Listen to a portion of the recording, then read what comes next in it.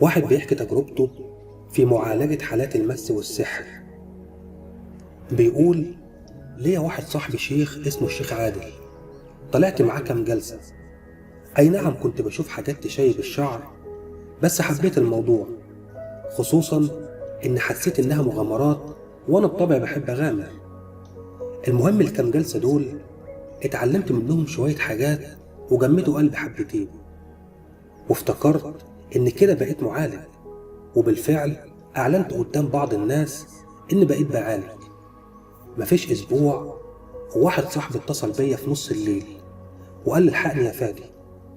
قلت له: خير يا سيد، في إيه؟ قال لي: أخويا متحول علينا وعمال يكسر في البيت ويطلع أصوات غريبة وبيشتمنا وبيهددنا إنه هيموتنا ومش قادرين عليه. مش أنت قلت إنك بتعالج؟ تعال الله يسيئك الحقه والحقنا قبل ما تحصل حاجة. قلت له: أنا هلبس حالا وجاي أهو في السكة. طبعا أنا كنت فرحان إني طالع لحالة لوحدي، وفي نفس الوقت خايف لأنها أول مرة، بس اتغلبت على خوفي ورحت لهم. أول ما دخلت البيت لقيت التلفزيون متكسر وحاجات كتير في البيت متدغدغة وناس كتير قاعدة في الصالة، وكلهم منتظرين البطل اللي جاي ينقذهم اللي هو أنا. والأوضة اللي في وش الصالة بابها مقفول، ورضا أخو السيد ده عمال يخبط ويرزع على الباب ويقول كلام مش مفهوم، وبالفعل كان بيشتم ويهدد.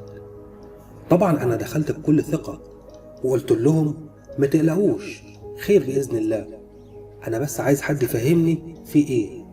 وهو كان بيشتكي من حاجة قبل كده، أو عمل حاجة غلط، أو رمى مية سخنة في الحمام، أو علّى صوته في الحمام، أو أي حاجة شبه كده؟ قالوا لي: لا أبدا، هو فجأة لقيناه بالشكل ده. قلت لهم: خلاص ما تقلقوش، أقل من نص ساعة وكله ده هينتهي إن شاء الله. أنا بس عايز 2 أو 3 صحتهم حلوة يدخلوا معايا عشان يمسكوه. كلهم بصوا لبعض ومحدش فيهم نطق. البشوات خافوا. بصراحة عندهم حق، لأن رضا ده لو شفتوه هيجيلكم صرع، عامل كده زي ضلفة الباب وطلع بني آدمين في دراعه. كررت عليهم نفس الكلام تاني، فبرضه بصوا لبعض وسكتوا. راح قايم السيد أخوه وقال لي: تعالى أنا هاجي معاك. قلت في عقلي: أنا هعمل زي الشيخ عادل اللي كنت بطلع معاه الجلسات، هرسم دايرة وهفضل أقرأ في آيات معينة هتخلي الحالة ما تقدرش تقرب مني، وكده كده أنا معالج أصلا، والجن اللي على الحالة أول ما هيشوفني هيخاف مني وهيبعد، مش هيقدر يقرب لي.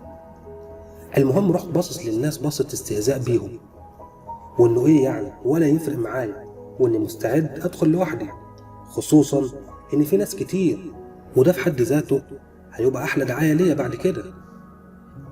المهم رحت فتح الباب وداخل، وأنا خطواتي كلها ثقة. أول ما دخلت ببص لقيت رضا رافع لوح خشب. ببص ورايا لقيت سيد أخوه شاف المنظر راح جري بره وقفل باب الأوضة عليا أنا ورضا. أنا شفت المنظر ده كان هيجيلي سكتة قلبية، بس مسكت نفسي وشخطت فيه وقلت له: ارجع لحرقك. لقيته برق لي وعينه كلها مليانة غضب. رحت راسم الدايرة بسرعة ولسه هقرا القرآن عليه، لقيته داخل عليا بلوح الخشب.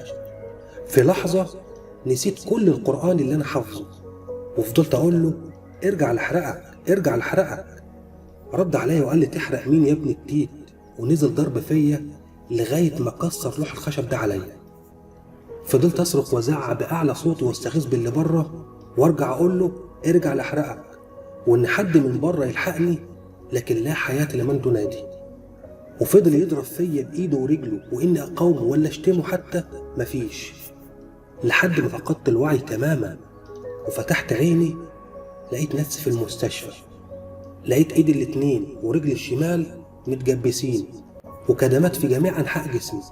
وعرفت هناك ان الناس دخلت يلحقوني بس بعد ما اتعدمت العافية، وان رضا ده اصلا طلع ان هو كان شارب مخدرات واخد حبوب اسمها ابتريل بتخليه يغيب وتقلب معاه بشر. لا وقال ايه، انا كنت برسم له دايرة وبقول له: ارجع لحرقك. والحمد لله من بعد ما خفيت وانا الشارع بتاعهم ده لو معدي من عليه بلف من الناحية التانية عشان محدش يشوفني. حتى الشيخ عادل نفسه قطعت علاقتي بيه وحلفت ما أنا مكررها تاني.